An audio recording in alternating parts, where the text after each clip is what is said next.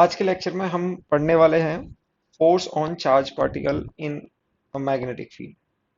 यानी कि हमने ये स्टडी किया था कि जब चार्ज मोशन में होता है it creates a magnetic field. और मैग्नेटिक फील्ड के प्रेजेंस में मूविंग चार्ज पर मूविंग चार्ज पर एक फोर्स एक्सर्ट होता है।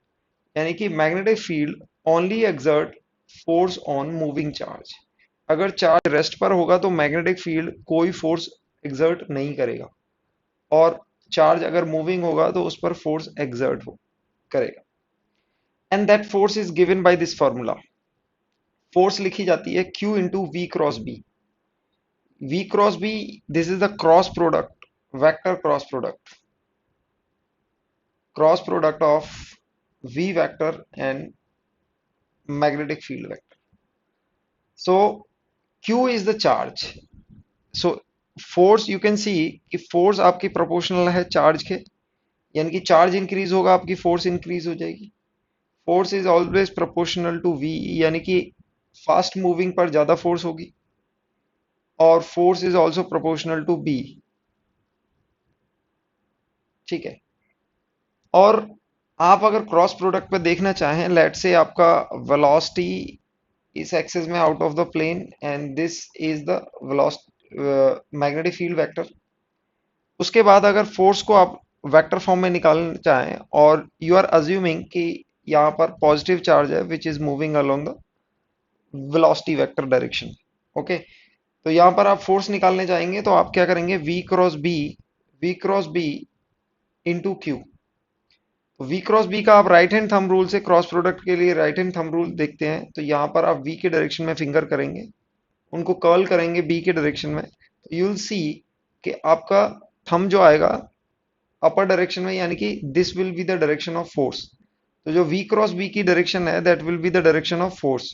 क्योंकि यहाँ पर q क्या है, एक स्केलर क्वांटिटी है, तो q से इसकी डायरेक्शन पर चेंज नहीं होगा। हाँ, अगर आपका नेगेटिव चार्ज आ जाता है तो इसकी डायरेक्शन ऑपोजिट हो जाएगी, यानी कि नेगेटिव चार्ज पर v क्रॉस b के ऑपोजिट डायरेक्शन में फोर्स लगेगी। तो इसके मैग्नीट्यूड को हम कैसे लिखते हैं, फोर्स का magnitude is written as V B sine theta. Direction is given by right hand thumb rule. तो यहां पर देख लेते हैं कि अगर आपका थीटा 90 डिग्री है, 90 डिग्री है तो साइन थीटा की मैक्सिमम वैल्यू होगी दैट इज 1। तो आपकी फोर्स की यानी कि Q V B maximum value हो जाएगी। फोर्स की मैक्सिमम वैल्यू होगी when theta theta between V vector and V B vector is 90 degree. जब ये एक दूसरे के परपेंडिकुलर होंगे तो आपका फोर्स क्या होगी, मैग्नीट्यूड मैक्सिमम होगा। इफ थीटा इज 0 और 180, यानी कि वेलोसिटी और मैग्नेटिक फील्ड दोनों पैरेलल या एंटी पैरेलल हो जाए, दिस इज मैग्नेटिक फील्ड और वेलोसिटी आपकी इसी भी डायरेक्शन में पैरेलल या एंटी पैरेलल है, यानी कि थीटा आपका 0 डिग्री है और यहाँ पर थीटा आपका 180 डिग्री है। इन दीज टू केसेस, दोनों ही केसेस में आपकी फोर्स क्या होगी, जीरो होगी। तीसरी बात, अगर हम देखें कि जो फोर्स है, force vector is given by V cross B into Q. So ये प्रॉपर्टी होती है आपकी क्रॉस प्रोडक्ट की कि वी क्रॉस बी का direction perpendicular to the V होता है, यानी कि V cross B is perpendicular to V and V cross B is also perpendicular to B. तो कह सकते हैं हम force is perpendicular to velocity vector and force is also perpendicular to magnetic field vector. दोनों से perpendicular होगा, यानी कि v और b के प्लेन के परपेंडिकुलर होगा। आप देख सकते हैं यहाँ पर कि v और b का ये वाला प्लेन बन रहा है और आपका फोर्स वेक्टर इस पूरे प्लेन से ही परपेंडिकुलर होता है। ठीक है। थर्ड, हम बोल सकते हैं कि displacement is given bye v dot dt। Integral हम डिस्प्लेसमेंट को लिख सकते हैं ds is given bye v dot dt। तो अगर हमारी फोर्स v के प्रोपोर्शनल है तो हमारी फोर्स ds यानी कि डिस्प्लेसमेंट की प्रोपोर्शनल होगी। तो आप देख सकते हैं v डॉट ds दोनों परपेंडिकुलर होंगे, और f डॉट ds अगर आप करेंगे, क्योंकि ये दोनों परपेंडिकुलर हैं, तो इनका डॉट प्रोडक्ट क्या आएगा, जीरो आएगा।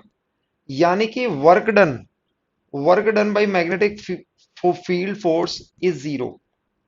वर्क डन अगर जीरो होता है तो हम काइनेटिक एनर्जी थ्योरम यानी कि वर्क एनर्जी थ्योरम से हम बोल सकते हैं कि काइनेटिक एनर्जी में चेंज क्या आएगा, जीरो आएगा।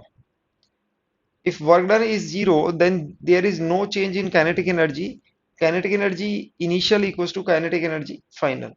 यानी कि मैग्नेटिक फील्ड फोर्स से कोई भी काइनेटिक एनर्जी या स्पीड में कोई भी चेंज नहीं आएगा, यानी कि उसकी स्पीड क्या रहेगी, कांस्टेंट आएगी। तो एक नजर यहां पर डाल लेते हैं हम difference between electric force and magnetic field force. तो यहाँ पर मैग्नेटिक फील्ड फोर्स है, मैग्नेटिक फील्ड फोर्स को हम बोल सकते हैं it is perpendicular to the magnetic field. लेकिन जो इलेक्ट्रिक फील्ड फोर्स होती है दैट इज पैरेलल और एंटी पैरेलल, या तो इलेक्ट्रिक फील्ड के डायरेक्शन में होगी इलेक्ट्रिक फोर्स या फिर इसके ऑपोजिट होगी, डिपेंड ऑन द चार्ज। अगर पॉजिटिव चार्ज होगा तो इलेक्ट्रिक फील्ड के डायरेक्शन में होगी, नेगेटिव चार्ज होगा तो ऑपोजिट डायरेक्शन में होगी। सेकंड पॉइंट, एफ बी यानी कि मैग्नेटिक फील्ड की फोर्स होती है वो वेलोसिटी के प्रोपोर्शनल होती है, और इलेक्ट्रिक फील्ड की फोर्स वेलोसिटी पर डिपेंड नहीं करती, यानी कि इस पर निर्भर नहीं करती है। It is independent of velocity, यानी कि स्पीड पे इंडिपेंडेंट है। It only depends on the charge. And work done due to magnetic force is zero, यानी कि मैग्नेटिक फील्ड की फोर्स का वर्क डन हमेशा जीरो रहेगा, लेकिन इलेक्ट्रिक फील्ड की फोर्स का वर्क डन नॉन जीरो हो सकता है। These are the major differences between magnetic field force and electric field force. हम देखते हैं motion of a charge particle in uniform magnetic field. यहाँ पर आपका यूनिफॉर्म मैग्नेटिक फील्ड है, यानी कि डायरेक्शन और मैग्नीट्यूड दोनों कांस्टेंट है मैग्नेटिक फील्ड के। उसके अंदर चार्ज पार्टिकल का मोशन कैसा होगा। पहला केस कंसीडर करते हैं जहां पर velocity vector is also perpendicular to the magnetic field. यहां पर हमने कंसीडर किया है magnetic field is into the plane और कैसा है, कांस्टेंट है, it is not changing.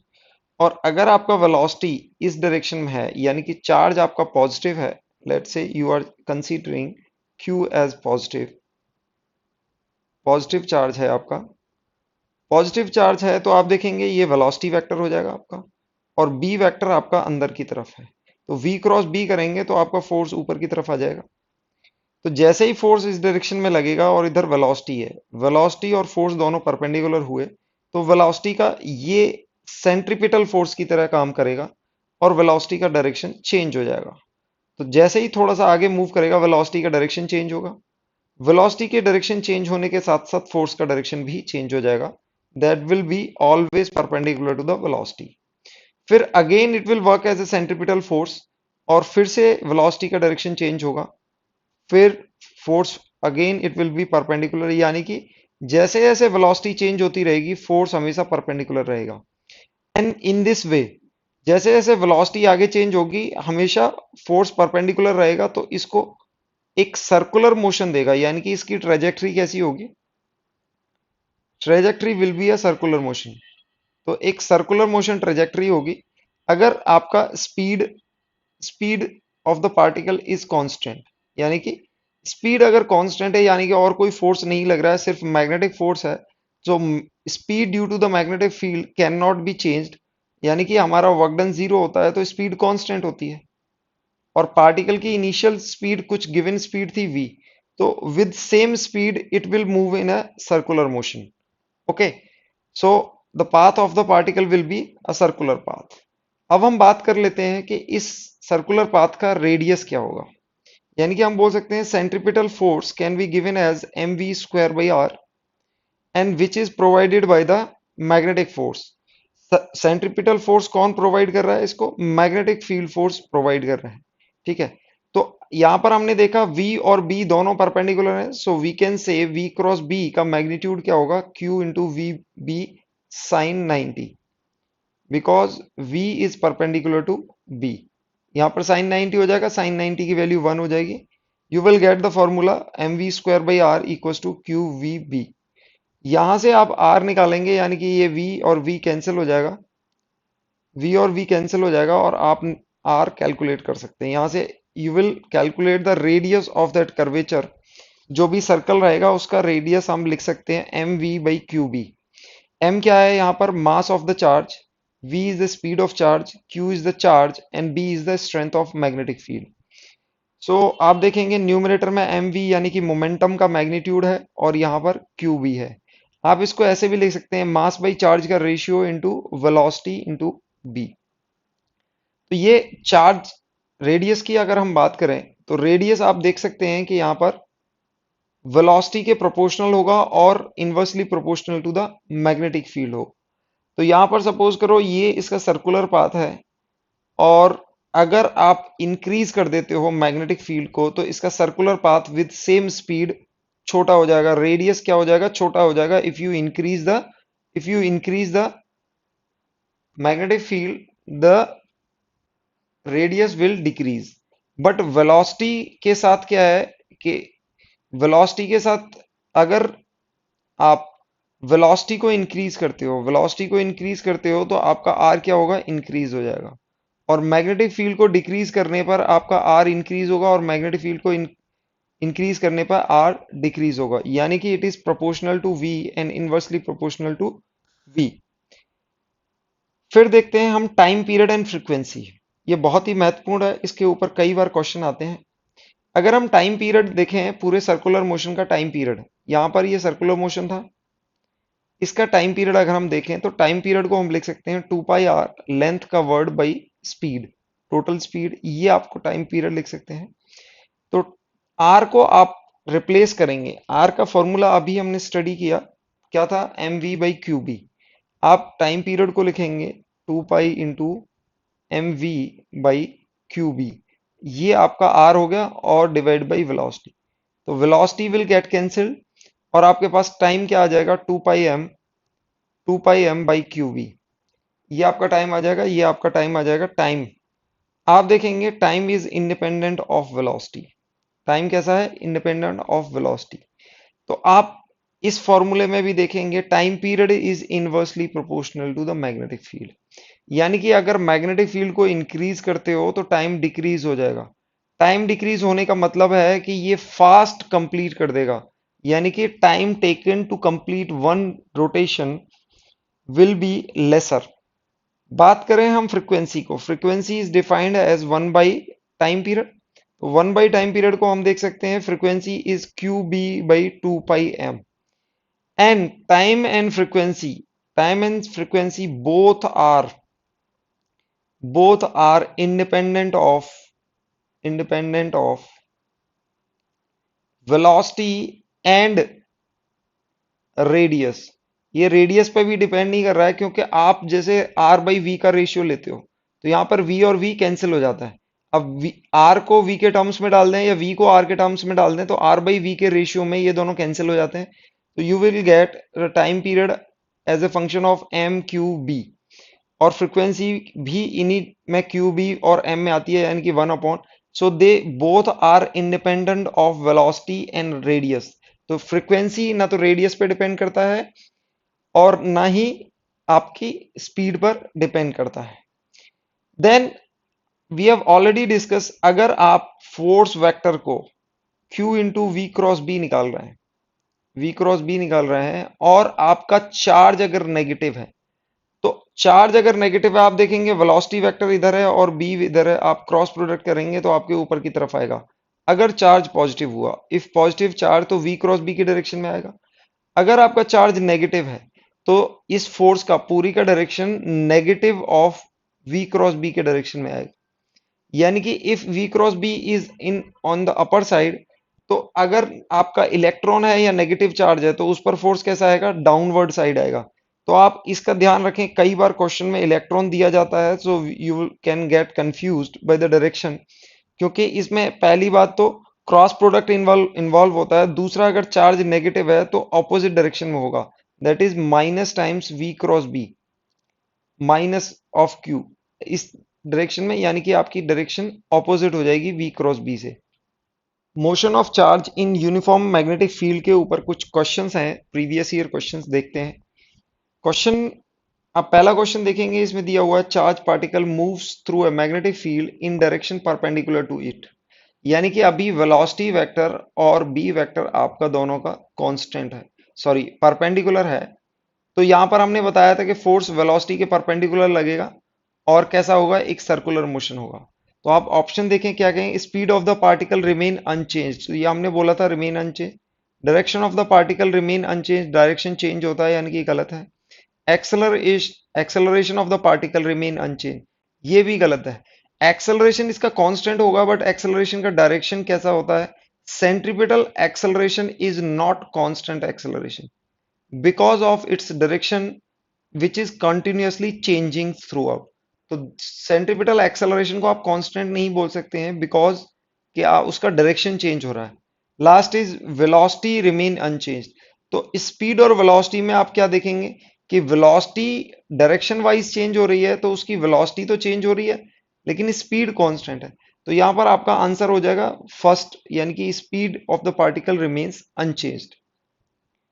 Second question में दिया हुआ है charge moving with velocity v in positive x direction. आप इसको बना सकते हैं, ये पॉजिटिव एक्स डायरेक्शन है आपका एंड वेलोसिटी वेक्टर भी इसी डायरेक्शन में है। The field is subjected to a field of magnetic induction in minus X direction, negative X direction में आपका फील्ड है। तो आप देखेंगे कि b और v, b क्रॉस v आपका जीरो आने वाला है, v क्रॉस b की वैल्यू आपकी जीरो आ जाएगी because they are anti parallel angle. So आप देखेंगे as a result the charge will remain unaffected, starts moving in a circular path, retard along x axis, move in a helical path। तो आप easily देख सकते हैं option one होगा, it will remain unaffected, क्योंकि इसकी total force due to magnetic field is zero. अगर उस पर कोई फोर्स एक्सर्ट नहीं हो रही है तो it will move in the direction of velocity only and it will be remain unaffected. Next question, when charge particle when charge particle moving with velocity v vector is subjected to a magnetic field induction b and the force on it is non-zero, force बोल रहे हैं कि non-zero है, it implies angle between is either 0 and 180, यानी कि ये velocity vector और b vector के बीच में एंगल पूछ रहे हैं। तो 0 और 180 होता तो यहां पर फोर्स जीरो हो जाती है, तो this is not the case because आपकी फोर्स नॉन जीरो है। नेसेसरली जीरो नहीं हो सकता है, इट कोई जरूरी नहीं है आपकी फोर्स मैक्सिमम हो। Angle between can have any value other then 90, ये भी गलत है, अदर देन 90, 90 भी पॉसिबल है। Angle between can have any value other than 0 180, तो this is the correct option कि आपका साइन थीटा कुछ भी हो सकता है, sine theta is not equal to zero, ये आपको दिया हुआ है क्योंकि V B sine theta, Q V sine theta is non zero, तो V sine theta is non zero, तो आपका theta is not equal to zero और 180 डिग्री, 180 डिग्री और जीरो के अलावा कुछ भी हो सकता है, तो D is the correct option. Next question, ये 2009 में नीट में पूछा गया है और 2012 में एग्जैक्ट जेई मेंस में ये पूछा हुआ है, सेम क्वेश्चन है, यहां पर उन्होंने वैल्यूज भी नहीं चेंज की हैं। क्वेश्चन में दिया हुआ है a magnetic force acting on a charged particle of charge -2 microcoulomb. बच्चों ध्यान देना है, यहाँ पर Q की वैल्यू है -2 माइक्रोकूलम। तो पहली बात तो चार्ज नेगेटिव है, ये ध्यान देना है, चार्ज नेगेटिव है और चार्ज की वैल्यू माइक्रोकूलम में दे रखी है। सेकेंड इज मैग्नेटिक फील्ड, यानी कि B की वैल्यू आपको 2 टेस्ला दे रखी है, acting along positive y direction, यानी कि y के अलोंग दे रखी है, तो आप इसको y के अलोंग B को बना लें। द पार्टिकल वेलोसिटी आपको दे रखी है, आप इसको लिख सकते हैं जे डायरेक्शन में बी वेक्टर को, और वेलोसिटी का वेक्टर आपको दे रखा है 2i plus 3j, 2i plus 3j दे रखा है इंटू 10 मीटर पर सेकेंड। आपको फोर्स निकालनी है, आपको फोर्स निकालने के लिए आप क्या करेंगे, Q into V cross B करेंगे। Q की वैल्यू कितनी होगी, -2 माइक्रोकूलम, यानी कि 2 इंटू 10⁻⁶। अब V क्रॉस बी करेंगे, V is 2i plus 3j into 10⁻⁶ metre per second, और इसको क्रॉस प्रोडक्ट करेंगे किससे, आप J से, यानी कि 2 टेस्ला इंटू J डायरेक्शन। आप देखेंगे I cross J will give you the K and J cross K zero हो जाएगा, तो I क्रॉस J आपको K डायरेक्शन देने वाला है, तो यहां पर 2, यहां पर 2 और यहां पर 2, इट विल गिव यू -8 10⁻⁶, और ये 10⁻⁻⁶, यानी कि -8 न्यूटन इंटू के कैप हो जाएगी। तो आपकी डायरेक्शन कहाँ आएगी? माइनस के कैप में। तो आप इसको लिख सकते हो -8 न्यूटन इंटू माइनस के कैप, यानी कि -z डायरेक्शन में आ रही है आपकी वैल्यू 8 न्यूटन। तो आप इसमें से ऑप्शन चेक कर सकते हो, this is 4 in z direction, 8 in y direction, 8 in z direction. Answer होगा डी, यानी कि 8 इन minus z direction.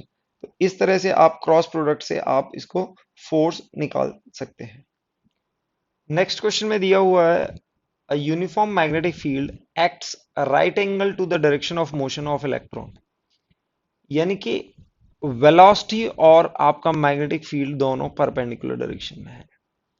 As a result the electron दिया हुआ है बच्चों, यहां पर देखना है इलेक्ट्रॉन, क्योंकि ऐसे वर्ड आपके आंसर गलत करा सकते हैं। इलेक्ट्रॉन है तो आपका चार्ज कितना हो जाएगा? -1.6 इंटू 10⁻⁻19 कूलम। तो आपको देखना है, पहले नेगेटिव है और इसकी वैल्यू है। The radius is 2 centimetre, radius is given as 2 centimetre. Okay, this is the information.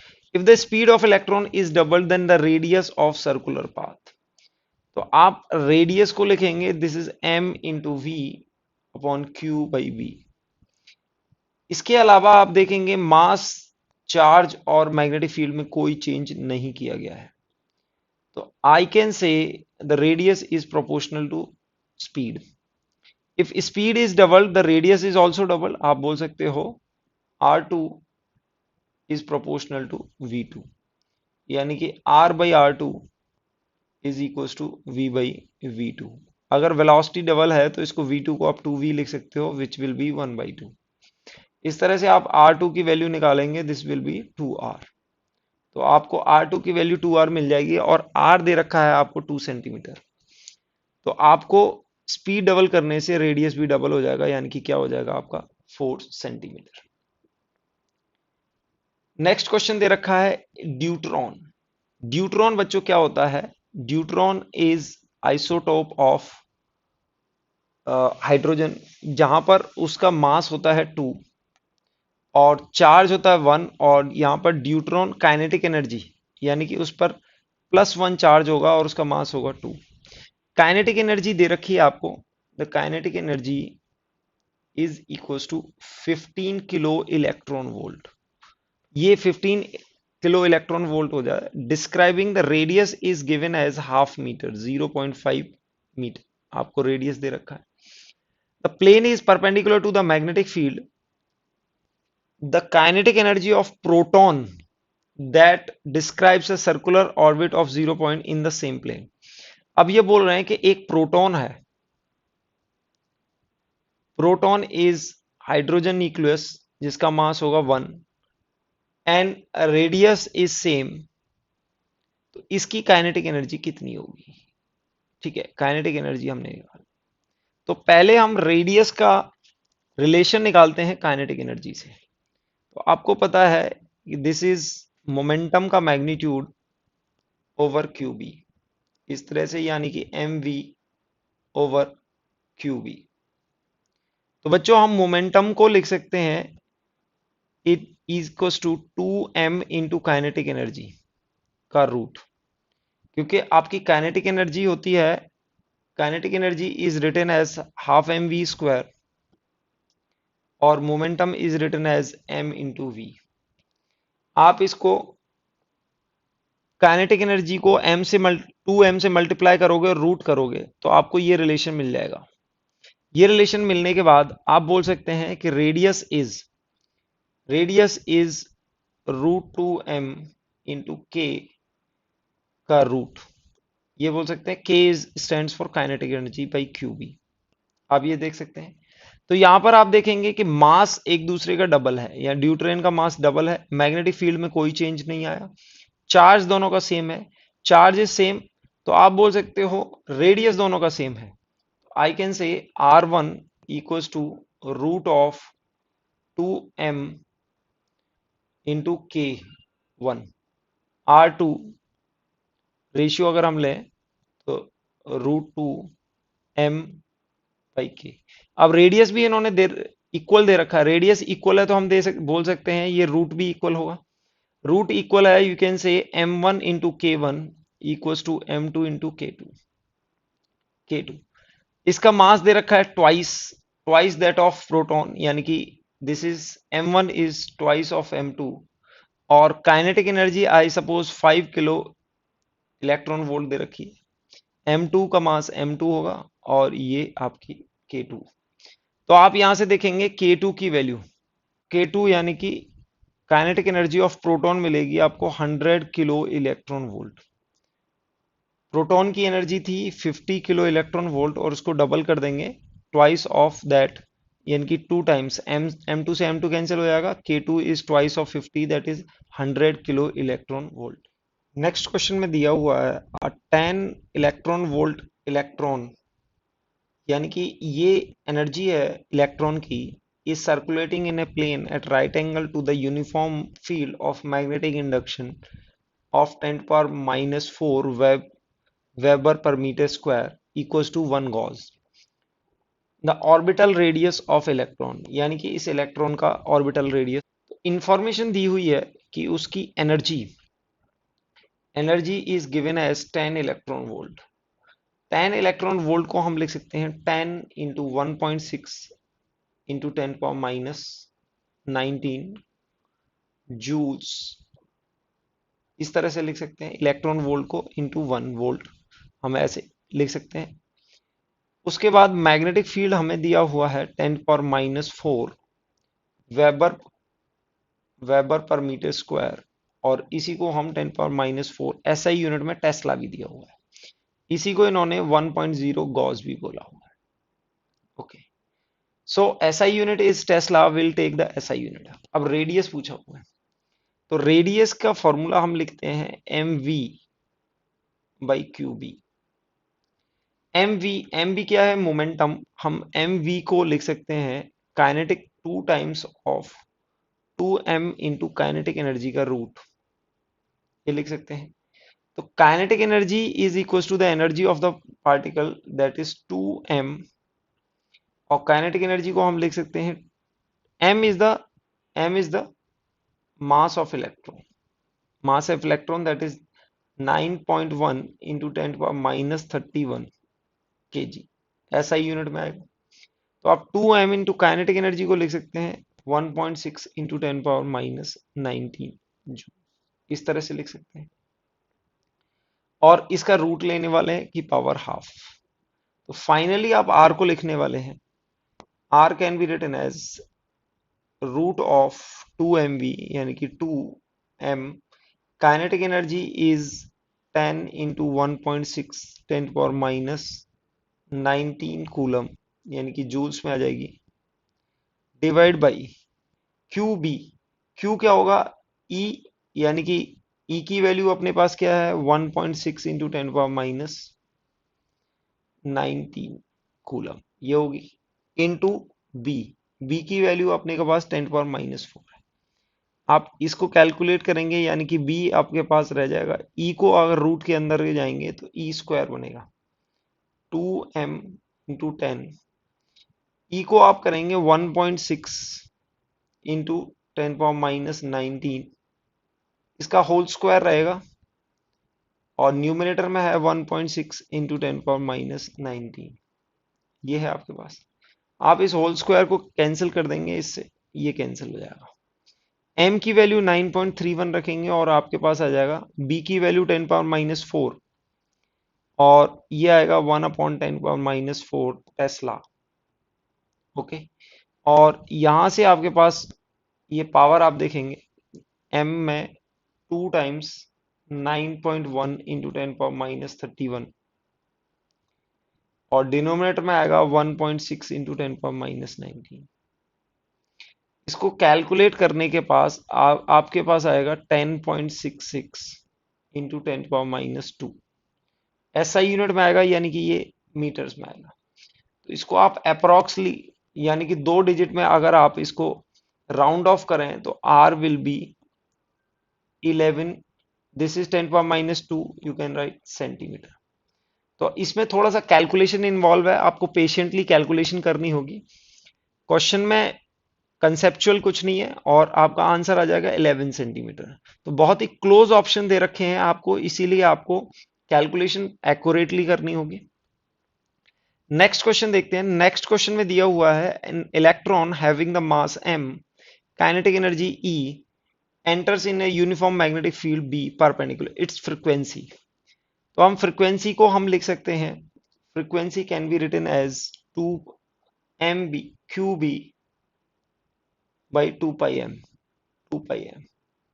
आप देखेंगे it is independent of speed, independent of speed.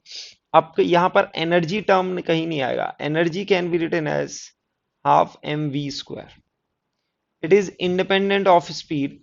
तो यहां पर फ्रीक्वेंसी को सीधे आप Q B by 2 pi M लिखेंगे, और क्यू की जगह क्योंकि इलेक्ट्रॉन है ये हो जाएगा E B upon 2 pi M. और यहाँ पर एनर्जी का कोई भी एक्सप्रेशन नहीं आ रहा है, यानी कि स्पीड का कोई एक्सप्रेशन नहीं आ रहा है, तो आप फ्रीक्वेंसी को लिख सकते हैं E B by 2 pi M. It is independent of energy और speed. Next question, next question दिया हुआ है under the influence of magnetic field a charged particle moves with a constant speed v in a circle of radius r, the time period of rotation। तो बच्चों time period को हम क्या लिखते हैं, 2 पाई आर बाई वी, और time period को हम 2 pi M by Q B. आप यहां पर देखेंगे there is no expression of R and there is no expression of V. तो ना एक्सप्रेशन आर का है ना वी का है, तो it is independent of both R and B. तो आप ऑप्शन देखेंगे depends on R and V, independent of both, depends on V and R, depends on V not on R. तो आपका आंसर हो जाएगा B, it is independent of both V and R. Next question है, यहां पर दिया हुआ है an alpha proton and alpha particle. पहले बच्चों जानते हैं अल्फा पार्टिकल क्या है। हीलियम न्यूक्लियस को हम अल्फा पार्टिकल बोलते हैं, जिसका मास होता है एटॉमिक यूनिट में 4 और इसके ऊपर चार्ज होता है +2। अल्फा पार्टिकल को, अल्फा पार्टिकल, अल्फा पार्टिकल की अगर आप चार्ज की बात करें तो +2 हुआ, और mass will be 4 times that of proton. Enters in a moving magnetic field B दिया हुआ है, moving at right angle to B if the radius of circular orbit for both the particles is equal. यानी कि proton का alpha particle का दोनों का radius equal है, proton equals to radius of alpha particle. Okay, kinetic energy acquired by proton is, kinetic energy of proton is given as 1 million electron volt, the energy acquired by alpha particle।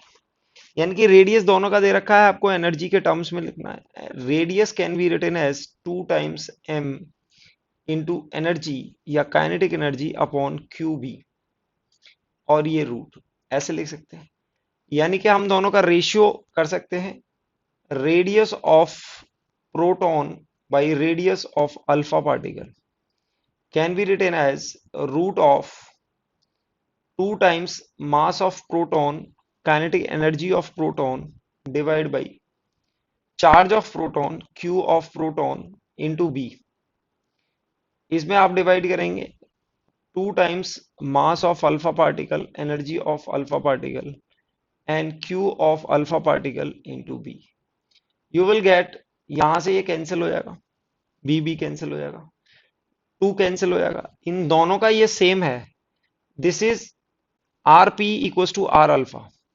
तो आप यहां से कह सकते हो 2 times M P by electron of proton, energy of proton upon charge of proton, charge of proton का root equals to 2 times mass of alpha, energy of alpha upon charge of alpha and इसका root. ये दोनों ये equal 1 है, तो इसलिए हमने ये इक्वेट किए हैं। दोनों का स्क्वायर करोगे, स्क्वायर करोगे तो आपको आ जाएगा mass of proton upon charge of proton into energy of proton equals to mass of alpha particle upon charge of alpha particle. अब ये डिनोमिनेटर में स्क्वायर आएगा into energy of alpha particle.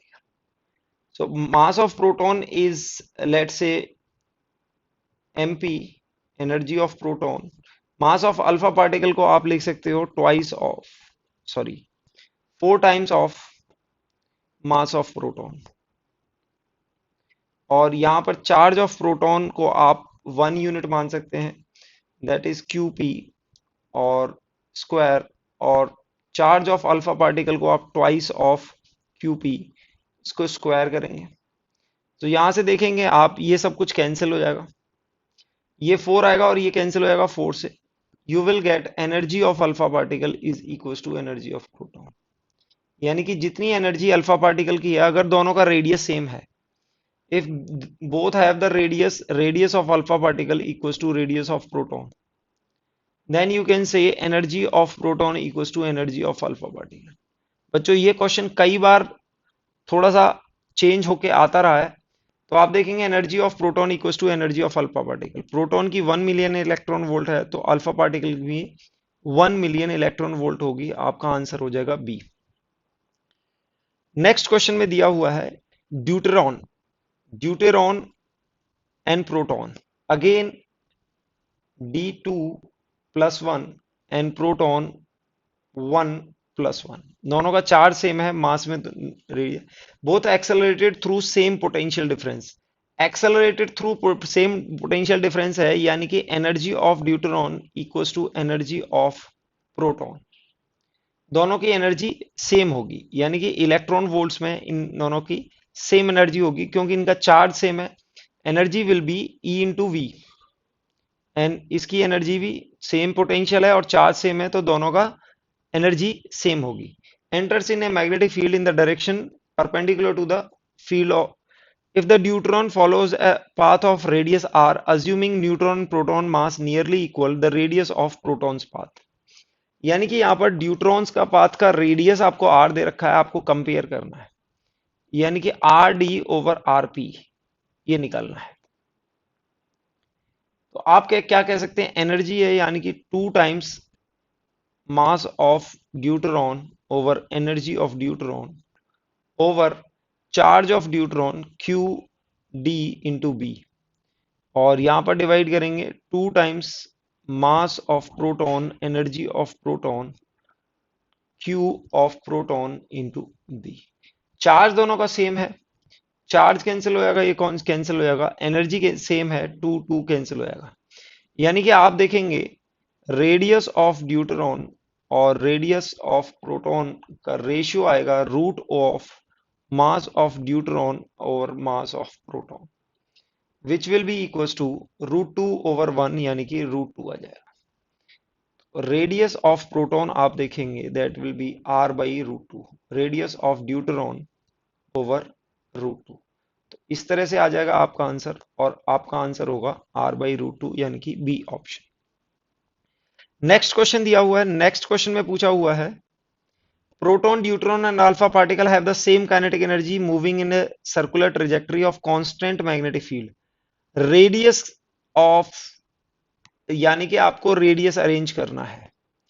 इनके अंदर आप देखेंगे काइनेटिक एनर्जी सेम है, kinetic energy same है, तो हमने बोला था alpha particle, radius of alpha particle is radius of proton if energy of alpha particle equals to energy of proton. आप ये देखेंगे रेडियस किस पर डिपेंड कर रहा था, √m। अगर एनर्जी सेम है, तीनों की एनर्जी सेम है, अब हम अल्फा पार्टिकल और ड्यूटेरियम को कंपेयर करेंगे। ड्यूटेरियम को कंपेयर किया था, तो यहां पर देखेंगे हमारा रेशियो क्या आया था, that is mass of alpha particle over mass of deuterium, यानी कि radius of alpha particle equals to radius of deuteron by √2। so radius of deuteron is √2 times radius of alpha particle, and which is √2 times radius of proton, क्योंकि proton का radius और alpha particle का radius same होता है अगर दोनों की energy same हो। तो यहां पर ड्यूटेरॉन का रेडियस ज्यादा होगा, आप देख सकते हैं आपका अल्फा पार्टिकल और प्रोटॉन का से और ड्यूटेरॉन का ज्यादा है, तो आपका ऑप्शन हो जाएगा B, B will be the correct. Next question में दिया हुआ है positive charge q of mass m is moving along x axis we wish to apply a uniform magnetic field b for time delta t so the charges reverts its direction crossing the y axis at d then b पूछा हुआ है delta t पूछा हुआ है okay तो question में दिया हुआ है लेट से दिस इज x एक्सिस ये आपका x एक्सिस है okay this is your y axis आपने it is moving along x axis के अलोंग मूव कर रहा है तो पार्टिकल पर फोर्स आप देखेंगे v क्रॉस बी अगर आपका b अंदर की तरफ है तो फोर्स ऊपर की तरफ लगेगी फोर्स इस डायरेक्शन में लगेगी फोर्स इस डायरेक्शन में लगेगी तो पार्टिकल सर्कुलर मोशन में जाएगा कुछ इस तरह के सर्कुलर मोशन में जाएगा पार्टिकल इस तरह के सर्कुलर मोशन में जाएगा तो पार्टिकल विल रिवर्स इस डायरेक्शन ओवर दिस पॉइंट तो it will cross the Y axis at D यानी कि डी की वैल्यू आप देखेंगे डी इक्वल्स टू 2r होने वाला है और एक सर्कुलेशन का टाइम पीरियड यानी कि डेल्टा टी क्या होगा टोटल टाइम का हाफ टाइम तो आप d को लिख सकते हैं क्योंकि r होता है mv/qb तो आपके पास d equals to 2r which is equals to 2mv/qb हो जाएगा तो आप b को निकाल सकते हैं b is nothing but 2mv/qb आपके पास b आ गया अब डेल्टा टी को निकालेंगे तो डेल्टा टी को you can say the time is given bye 2 pi 2 pi m/qb ये टाइम होता है लेकिन अपना डेल्टा टी क्या है delta T is half of the total time that is pi m/qb इस तरह से तो आप देख डेल्टा टी का ऑप्शन आपको डी के टर्म्स में निकालना है डी के टर्म्स में तो डी को आप लिख सकते हैं 2r तो r को यू कैन राइट d/2 लिख सकते हैं ओके तो आप देखेंगे delta T is half time of 2 और टाइम की वैल्यू होती है 2 पाई r और डिवाइड बाई v तो ये कैंसिल हो जाएगा r को आप d/2 लिखेंगे तो आपके पास आ जाएगा पाई d/2v इस तरह से आ जाएगा तो delta T equals to pi d/qv तो ये आपका ऑप्शन मैच कर जाएगा इस तरह से आपका आंसर हो जाएगा C will be the correct option of this question